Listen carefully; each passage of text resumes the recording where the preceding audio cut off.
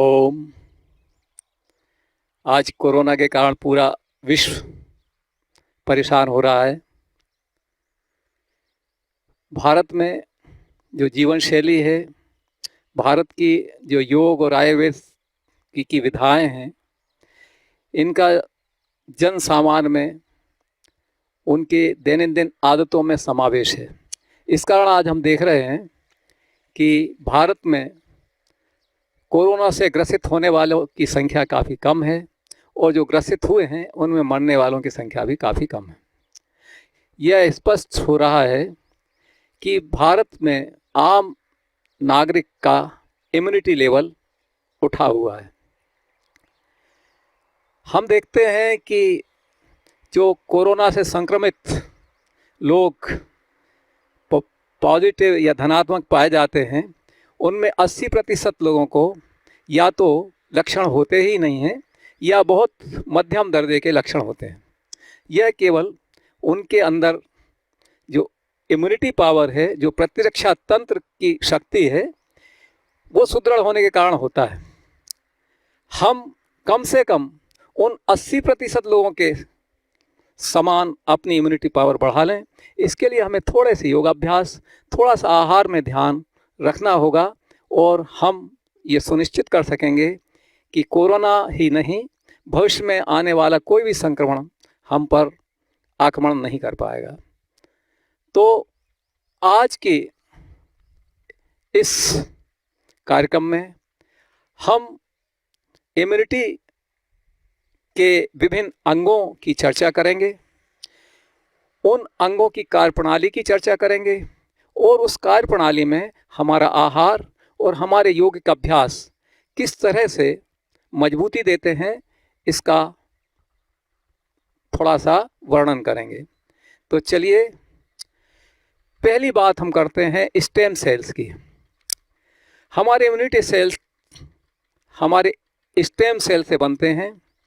Stem cells अगर पर्याप्त मात्रा में होंगे तो पर्याप्त मात्रा में हमारे न्यूट्रोफिल्स, हमारे बेसोफिल्स और हमारे इसिनोफिल्स बनेंगे, हमारे मोनोसाइट्स बनेंगे और हमारे लिम्फोसाइट्स बनेंगे। तो हमारे इन इम्यून सेल्स की प्रजनन की शक्ति को गति देने के लिए हम हमारे आहार में और हमारे दैनंदिन व्यायाम में अगर कुछ ध्यान रखेंगे तो यह काफ़ी बढ़ जाएगी। हमारे लिम्फेटिक वेजल्स जो हैं, उनमें ही हमारे फेगोसाइट्स आक्रमणकारी वायरस को या बैक्टीरिया को ले जा करके उनका उपचार करते हैं।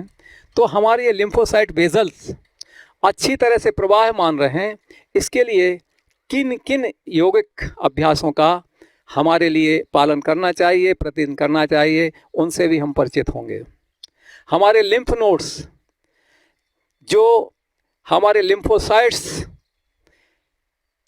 बी सेल और टी सेल के कार्यस्थल हैं, जहाँ पर इनकी सारी कार्यप्रणाली संपन्न होती है, वो लिम्फ नोड्स जो हमारे थाइमस में हैं, जो हमारे टॉन्सिल्स में हैं, जो हमारी कांखरी के नीचे हैं, या जो हमारे इंस्टेंटाइन में पेयर्स पेचेस में है, या जंघाओं में है, या अन्य जगह पर है, उन लिम्फ नोड्स को भी हम शक्ति देने के लिए किन यौगिक अभ्यासों का सहारा लेंगे, उस पर भी हम आगे विचार करेंगे। तो चलिए, हम आज प्रारंभ करते हैं कुछ साधारण सूक्ष्म व्यायाम, जिससे कि हमारी शिराओं का, जिनसे कि हमारा लौटता हुआ रक्त हृदय की ओर जाता है, उसका प्रवाह पर्याप्त हो। उसके लिए हम अपने जोड़ों को खोलते हैं और उनसे लगे हुए जो लिम्फ वेजल्स हैं, उनमें शक्ति आ जाए, उसके लिए कुछ हम सूक्ष्म व्यायाम करते हैं। तो आज के सूक्ष्म व्यायाम हम अपनी ग्रीवा से शुरू करते हैं और पैरों तक ले जाते हैं। हमारे इम्यून सेलों को लौटते हुए रक्त से जाते समय काम करना होता है। लौटता हुआ रक्त हमारे लिम्फ के माध्यम से जाता है और हमारी शिराओं के माध्यम से जाता है। तो इस लौटते हुए रक्त में अवरोध ना हो उसके लिए हम प्रारंभ कर रहे हैं सूक्ष्म व्यायाम, आपकी स्मरण में बना रहे। इसके लिए आप ध्यान रखिएगा कि जो हमारे जोड़ हैं, जो हमारी संधियां हैं, जो ग्रीवा से लेकर के और पैरों की उंगलियों तक जो संधियां हैं उनका अभ्यास है, और उन संधियों के अवरोधों को दूर करने के लिए हम कर रहे हैं सूक्ष्म व्यायाम। पहला सूक्ष्म व्यायाम हमारा ग्रीवा से या गर्दन से शुरू होगा। इसको ब्रह्म मुद्रा भी कहते हैं, और यहाँ से हम अपने पैरों तक जाएंगे। ये जो हमारे पास इस समय उपलब्ध समय है उसके अनुसार हमने इनकी बहुत कम आवृत्तियाँ निर्धारित की हैं ताकि इनका परिचय आपको प्राप्त हो जाए। किंतु आपके पास जो समय योगिक अभ्यास के लिए उपलब्ध होगा उसके अनुसार आप इनकी आवृत्तियाँ बढ़ा सकते हैं। प्रत्येक अभ्यास की 7 आवृत्तियाँ, 9 आवृत्तियाँ, 11 आवृत्तियाँ या 21 आवृत्तियों तक आप कर सकते हैं, जैसा आपके पास में समय की उपलब्धता है। चलिए प्रारंभ करते हैं ग्रीवा के अभ्यास।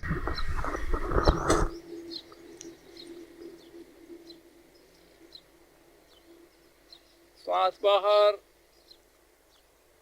हमारी चिन, ठुड्डी वक्ष की ओर, श्वास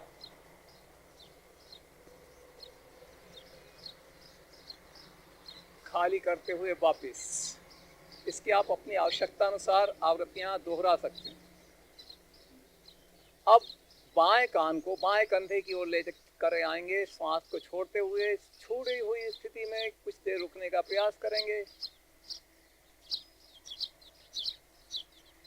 भरते हुए बीच में आएंगे। फिर दाएं कंधे की ओर दायां कान ले जाने की कोशिश करेंगे।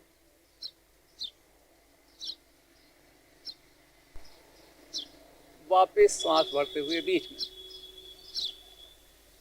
अब हम अपने बाएं कंधे की पीछे की ओर देखने की कोशिश करेंगे, सीधा रखते हुए श्वास बाहर करते हुए बाहरी कोई स्थिति में थोड़ी देर रुकेंगे। सांस भरते हुए बीच में आएंगे। खाली करते हुए दाईं तरफ देखेंगे, कुछ देर रुकेंगे। भरते हुए बीच में आएंगे। अब ग्रीवा को एक चक्र पूरा घुमाएंगे क्लॉकवाइज, धीरे धीरे।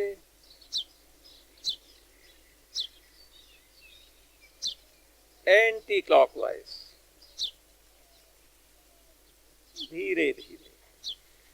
हाथों की ताकत पीछे सिर पर लगाएंगे, सिर की ताकत हथेलियों पर लगाएंगे। कुछ देर रुकेंगे श्वास को भर के। यह अभ्यास सामने से करेंगे, माथे पर हथेलियां, हथेली और सिर का एक दूसरे के विपरीत बल लगाने का प्रयास। बाईं तरफ, दाईं तरफ। ये हमारे ग्रीवा के अभ्यास हुए। एक एक आवृत्ति करके दिखाई गई है। आपके पास उपलब्ध जो समय है उसके अनुसार आवृत्तियां आप बढ़ा सकते हैं। अगला अभ्यास होगा हमारे कंधों का अभ्यास। अंगुलियां कंधों पर, कोहनियों को गोल गोल घुमाएंगे। एक राउंड सीधा, एक राउंड उल्टा। अपनी उपलब्ध समय के अनुसार इनकी आवृत्तियां आप निर्धारित कर सकते हैं। हाथ को पीछे ले जाएंगे, दाईं तरफ को बाईं तरफ को दाएं हाथ को खींचेंगे और बाएं हाथ को दाईं तरफ को खींचेंगे। अपने अनुसार आवृत्तियां निर्धारित कर सकते हैं। कंधों को गोल गोल घुमाएंगे, उल्टा। कंधों को पास पास लाएंगे, उल्टा। कंधों को साइकिल की तरह घुमाएंगे, उल्टा। कंधों को ऊपर नीचे करेंगे। ये हमारे कंधे के अभ्यास। इनकी आवृत्तियां भी आपके समय के अनुसार निर्धारित कर सकते हैं। कोहनी और अंगुलियों के अभ्यास। अंगुलियां बंद, खुली, बंद खुली, मुट्ठी बंद खुली, खींच कर रखें, मुट्ठी बंद, गोल गोल घुमाएं, एक दिशा में विपरीत दिशा में। हथेलियों को कंधों तक लाएं, सीधा करें, सीधे करके हथेलियों को कंधों तक लाएं, सीधा करें, ऊपर ले जा करके हथेलियों को कंधों तक लाएं, सीधा करें। ये हमारे कंधे, कोहनी और अंगुलियों के जोड़ों के अभ्यास। थोड़ा और अभ्यास जिनमें एंटी ग्रेविटी अभ्यास है या आपके एरोबिक अभ्यासों की प्रतिपूर्ति करें, इसके लिए अभ्यास करते हैं हाथों को आगे पीछे घुमाना, आगे पीछे सीधा रखते हुए। इनकी आवृत्तियां आपको निर्धारित करनी है कम से कम 10 गुनी। अगर आपने पूर्व के अभ्यासों की आवृत्तियां 5 निर्धारित की हैं तो ये 50 बार ऐसा करें, और बीच बीच में स्कॉट लगा सकते हैं। हाथों को गोल गोल घुमाएंगे, उल्टी दिशा से, सांस को छोड़ते हुए हाथ आपस में मिलाएंगे, आगे की ओर झुकेंगे, सांस बाहर, सांस लेते हुए हाथ फैलाएंगे, पीछे की ओर जाएंगे, सांस अंदर। इनकी आवृत्तियां आपने जो निर्धारित किया है उसके अनुसार, एक हाथ नीचे, एक हाथ ऊपर, दाईं ओर को झुकेंगे, सांस को बाहर करेंगे, बीच में आएंगे, श्वास को भर के नीचे का हाथ नीचे की ओर, ऊपर का हाथ ऊपर की ओर रखने की कोशिश करेंगे, श्वास को भरे हुए।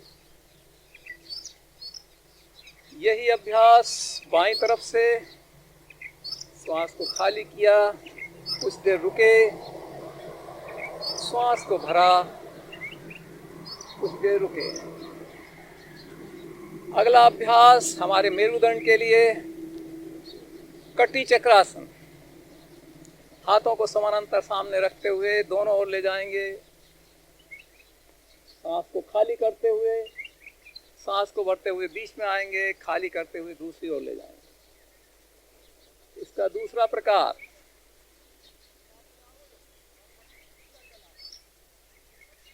इसका तीसरा प्रकार,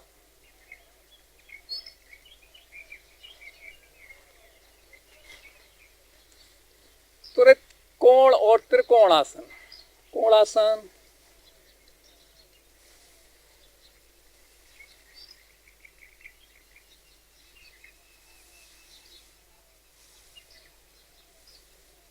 त्रिकोणासन।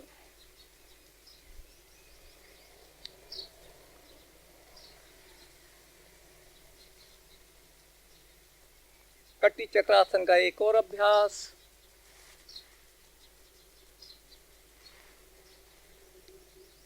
ये हमारे मेरुदंड के अभ्यास। मेरुदंड का भी एरोबिक अभ्यास करते हैं। पूरे शरीर को भार लेते हुए नीचे भी ले जाएंगे, ऊपर भी लाएंगे। एंटी ग्रेविटी अभ्यास। जितने राउंड एक दिशा से करें उतने ही राउंड दूसरी दिशा से।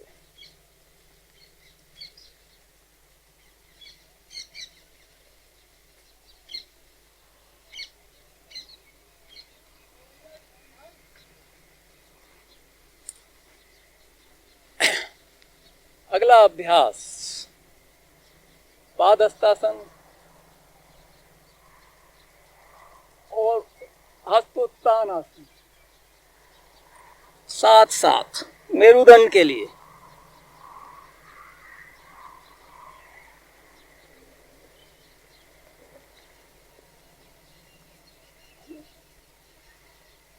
अगला अभ्यास हमारी कटी के लिए, कमर के लिए। एक दिशा में गोल गोल,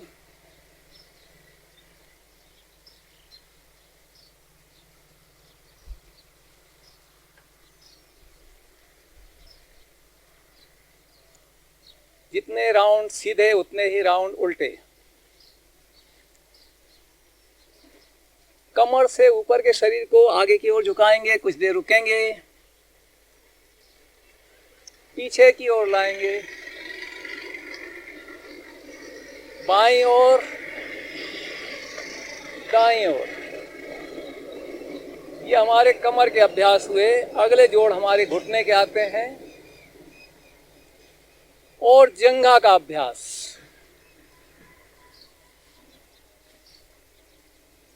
पैरों को उसी तरह से आगे पीछे करेंगे जिस तरह से हमने हाथों को किया था। इसकी आवृत्तियां भी अधिक होंगी। जितनी आवृत्ति आपने निर्धारित की हैं उसकी 5 गुनी। इसके बाद जितनी आवृत्ति आपने निर्धारित की हैं उतनी आवृत्तियों में एक पूरा सर्कल बनाएंगे, उल्टा बनाएंगे। उसके पश्चात पैर को बगल में ले जाने की कोशिश करेंगे। यही अभ्यास दूसरे पैर से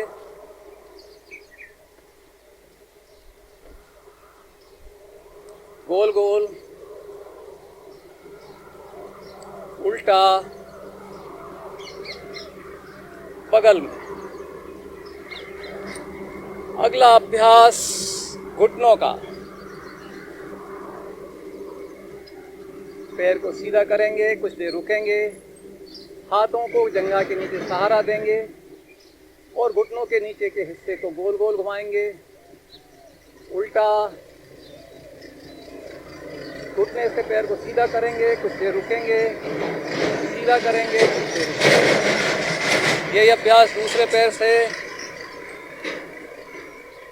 पहले सीधा, फिर सहारा, पैर गोल गोल, उल्टी दिशा से। पैर को सीधा करेंगे, कुछ देर रुकेंगे, सीधा करेंगे, कुछ देर रुकेंगे। घुटनों का अगला अभ्यास, जिस तरह से कमर को गोल गोल घुमाया था इस तरह से घुटनों को एक दिशा में गोल गोल घुमाएंगे, उल्टा, दूर दूर करके, उल्टा। जिन लोगों को घुटनों की तकलीफ है वो इन अभ्यासों को नहीं करेंगे।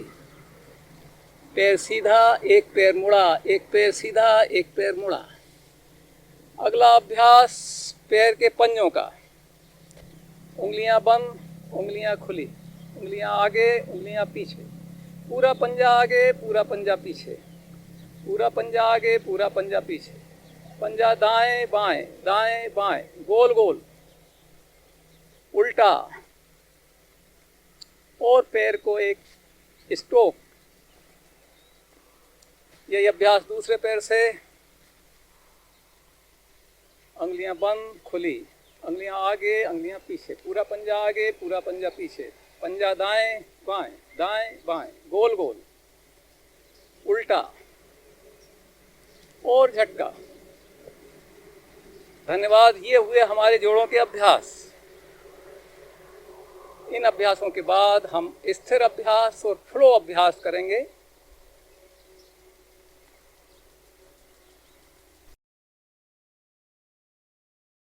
स्वस्थ रहने के लिए तथा योग के साथ बने रहने के लिए हमारे चैनल को सब्सक्राइब करें तथा नोटिफिकेशन पाने के लिए बेल आइकन पर क्लिक करें।